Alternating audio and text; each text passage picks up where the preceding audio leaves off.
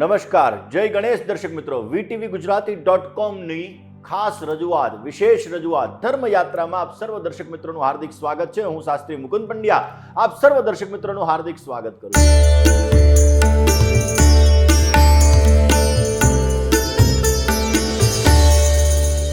દર્શક મિત્રો, આજે આપણે વાત કરવાના છીએ તારીખ 5/5/2024 થી લઈ અને તારીખ 11/5/2024 સુધી આપનું આવનારું સપ્તાહ કેવું રહેશે.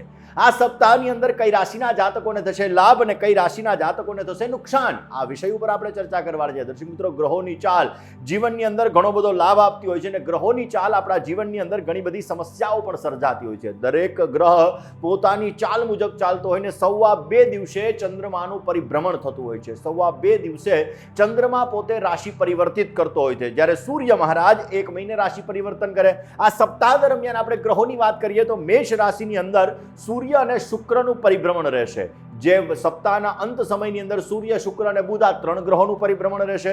સપ્તાહની શરૂઆતની અંદર જોવા જઈએ તો ચંદ્ર, મંગળ, બુધ અને રાહુ આ 4 ગ્રહો સાથે રહેશે, જ્યારે સપ્તાહના અંત સમયની અંદર મંગળ અને રાહુ આ બંને ગ્રહો સાથે રહેશે. સપ્તાહની શરૂઆતની અંદર મીન રાશિમાં ચંદ્રમાનું પરિભ્રમણ રહેશે, જે 2.25 દિવસે ચેન્જ થશે અને એ ચંદ્રમાનું ભ્રમણ જ્યારે સપ્તાહ પરિપૂર્ણ થશે ત્યારે મિથુન રાશિની અંદર રહેશે. એટલે મીન, મેષ, વૃષભ અને મિથુન આ 4 રાશિની અંદર આ સપ્તાહની અંદર ચંદ્રમાનું પરિભ્રમણ રહેશે.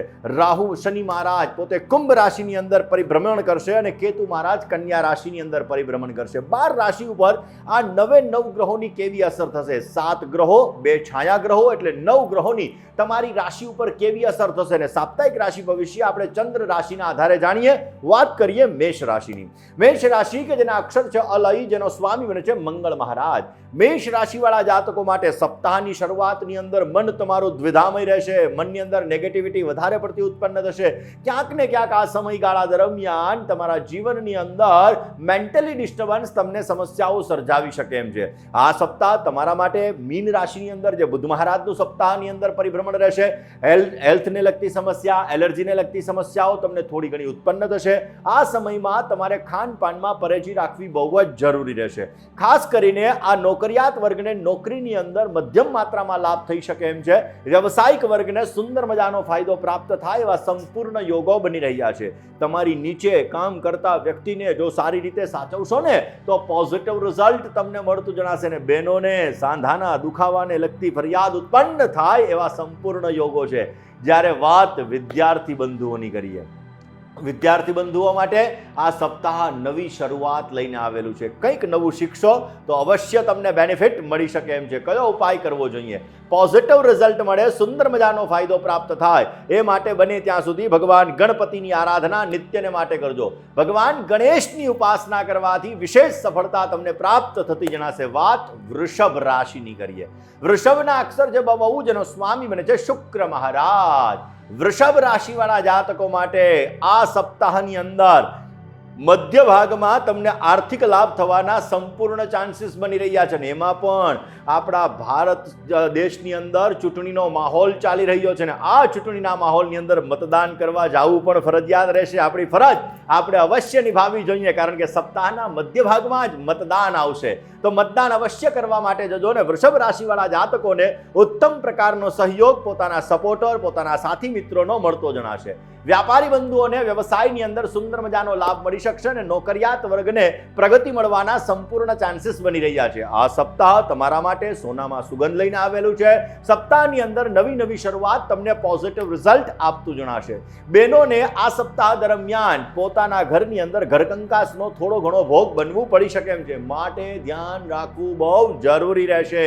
વૃષભ રાશિવાળા જાતકોએ બને ત્યાં સુધી માં લક્ષ્મીની આરાધના કરો. ઓમ શ્રીમ હ્રીમ શ્રીમ કમલે કમલાલયે પ્રસિદ્ધ પ્રસિદ્ધ શ્રીમ હ્રીમ શ્રીમ ઓમ મહાલક્ષ્મી નમઃ મંત્રનો જપ કરો, પોઝિટિવ રિઝલ્ટ મળશે. વાત મિથુન રાશિની કરીએ. મિથુનના અક્ષર છે ક, છ અને ઘ, જેનો સ્વામી બને છે બુધ મહારાજ. સામાન્યતઃ આ સપ્તાહની અંદર સ્ટ્રગલ, પરિશ્રમ, મહેનત વધતી જણાશે. આ સપ્તાહમાં કુંભ રાશિની અંદર રહેલા શનિ મહારાજ, મીન રાશિની અંદર રહેલા ચંદ્ર મહારાજ જે મિથુન રાશિ સુધી પરિભ્રમણ કરવાના છે, તમને પોઝિટિવ રિઝલ્ટ સપ્તાહના અંતમાં આપતા જણાશે. આ સપ્તાહના અંતમાં તમને આર્થિક લાભ સારો એવો મળતો જણાશે. રોકાયેલા કામોમાં પ્રગતિ મળતી જણાશે. જમીન મકાનને લગતા કામકાજની અંદર પણ તમે વિશેષ માત્રામાં સફળતા સારી એવી પ્રાપ્ત કરી શકશો. ફૂડમાં ધ્યાન રાખજો, કારણ કે ખાનપાનમાં પરેજી નહીં રાખો તો સમસ્યાઓ થઈ શકે એમ છે. ભગવાન ગણપતિની ઉપાસના તમારા માટે સારી છે. ગમ સ્વાહા મંત્રનો જપ કરજો, પોઝિટિવ રિઝલ્ટ રહેશે. વાત કર્ક રાશિની કરીએ. કર્કના અક્ષર છે ડ અને હ, જેનો સ્વામી બને છે ચંદ્ર મહારાજ. કર્ક રાશિવાળા જાતકો માટે આ સપ્તાહ દરમિયાન 5 તારીખથી શરૂ થનારું સપ્તાહ 11 તારીખ સુધીનું તમારા માટે ઉત્તમ પ્રકારનો લાભ લઈને આવેલું છે. આ સપ્તાહની અંદર નવું કાર્ય, નવું સાહસ તમને સુંદર મજાની સફળતા આપી શકે એમ છે. આ સપ્તાહની અંદર તમારા ધારેલા કામોની અંદર તમે સફળતા મેળવી શકશો.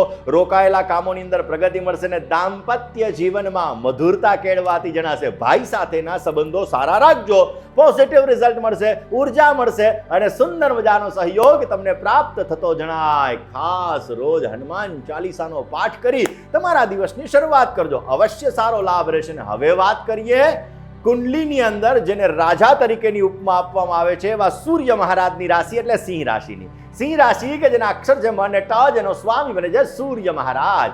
સિંહ રાશિવાળા જાતકોએ આ સપ્તાહમાં ઉતાવળિયા નિર્ણયો ન લેવા તમારા માટે જરૂરી રહેશે.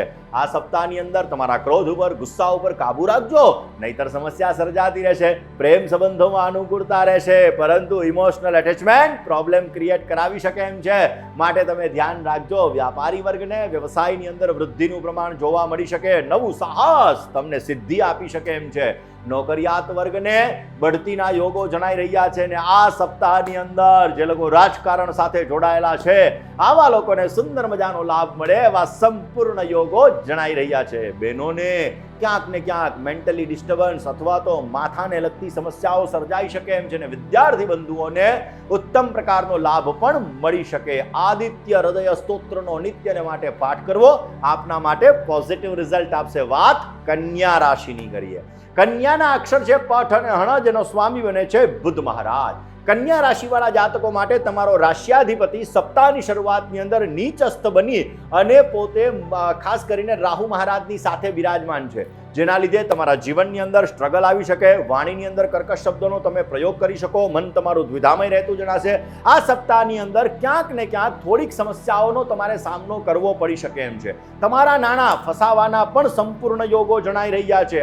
આ સપ્તાહમાં વ્યાપારી વર્ગને વ્યવસાયની અંદર થોડી ઘણી સમસ્યાઓ સર્જાતી જણાશે. અને નોકરિયાત વર્ગને સહકર્મચારી વર્ગનો સહયોગ પણ મળી શકે એમ છે.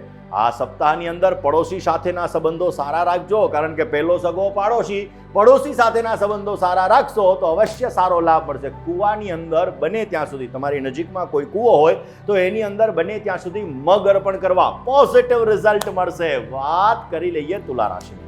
તુલા રાશિ કે જેના અક્ષર છે ર અને ત, જેનો સ્વામી બને છે શુક્ર મહારાજ. તુલા રાશિવાળા જાતકો માટે મન તમારું પ્રફુલ્લિત રહેતું જણાશે. મનની અંદર આનંદની અનુભૂતિ થાય. અવશ્ય વ્યવસાયિક કાર્યોની અંદર તમને સારી સફળતા મળતી જણાશે. તમારા ધાર્મિક કાર્યોથી તમારા કાર્ય સિદ્ધ થાય ને તમને સુંદર મજાનો લાભ મળી શકે. આ સપ્તાહ દરમિયાન વ્યાપારી વર્ગને વ્યવસાયની અંદર સુંદર મજાનો ફાયદો થઈ શકે એમ છે. ઓચિંતાનો નાણાકીય લાભ મળે. તમારા મિત્ર સર્કલ, ભાગીદારી વર્ગ આ બધાનો તમને સહયોગ પ્રાપ્ત થઈ શકે અને સુંદર મજાની સફળતા મળતી જણાશે. નોકરિયાત વર્ગને થોડુંક મેન્ટલી ડિપ્રેશન રહેશે હો. ઉપલી અધિકારી વર્ગ છે ને એનું થોડુંક પ્રેશર રહેશે, પણ ચિંતા ન કરો, જસ સારા મળવાના યોગો છે.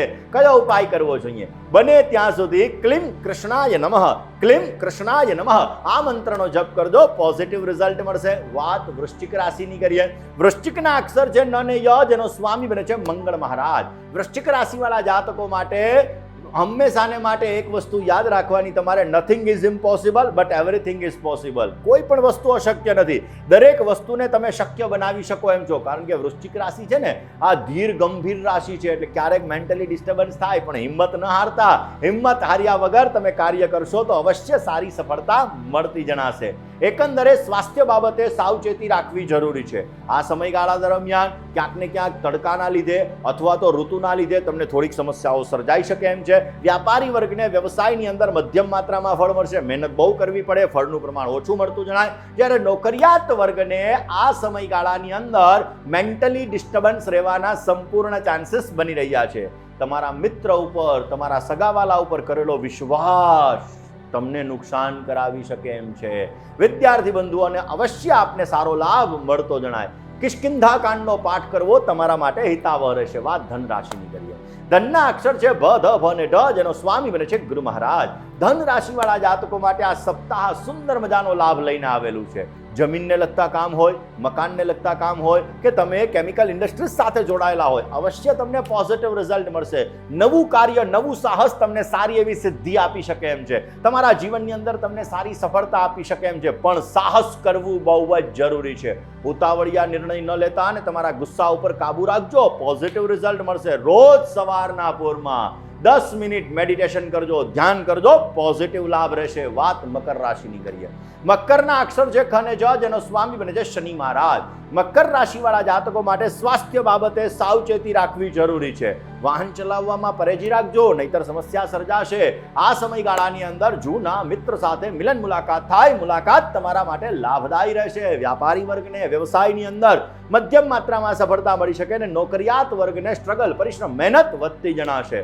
સ્ત્રીઓને ક્યાંક ને ક્યાંક જોવા જઈએ તો શારીરિક પીડાનો અનુભવ થતો જણાય. કયો ઉપાય કરવો જોઈએ? બને ત્યાં સુધી હનુમાન બાહુકનો પાઠ કરજો, પોઝિટિવ રિઝલ્ટ મળશે. વાત કુંભ રાશિની કરીએ. કુંભના અક્ષર છે ગ, શ, શ અને શ, જેનો સ્વામી બને છે શનિ મહારાજ. કુંભ રાશિવાળા જાતકો માટે ખાસ કરીને આ સપ્તાહની શરૂઆતમાં જે ચંદ્ર, રાહુ, બુધ ગ્રહોનું પરિભ્રમણ છે, મેન્ટલી ડિસ્ટર્બન્સ થોડું ઘણું ક્રિએટ કરાવશે. જીવનની અંદર નેગેટિવિટી ઉત્પન્ન કરાવડાવશે. પરંતુ હિંમત ન હારતા નેગેટિવિટીને દૂર કરજો. પોઝિટિવિટી ક્રિએટ થશે તો તમને સારો લાભ મળી શકે. પરિવારની અંદર, કુટુંબની અંદર વૈચારિક મતભેદોનું પ્રમાણ રહી શકે એમ છે. પરંતુ તમારા જીવનની અંદર સમસ્યાઓનો અંત લાવવા માટે ભગવાન શિવની પૂજા અવશ્ય કરજો, પોઝિટિવ રિઝલ્ટ મળશે. વ્યાપારી વર્ગને અને નોકરિયાત વર્ગને મધ્યમ માત્રામાં સફળતા પ્રાપ્ત થાય એવા સંપૂર્ણ યોગો બની રહ્યા છે. વિદેશ યાત્રા કરવી હોય તો આ સમય સારો છે. વાત મીન રાશિની કરીએ.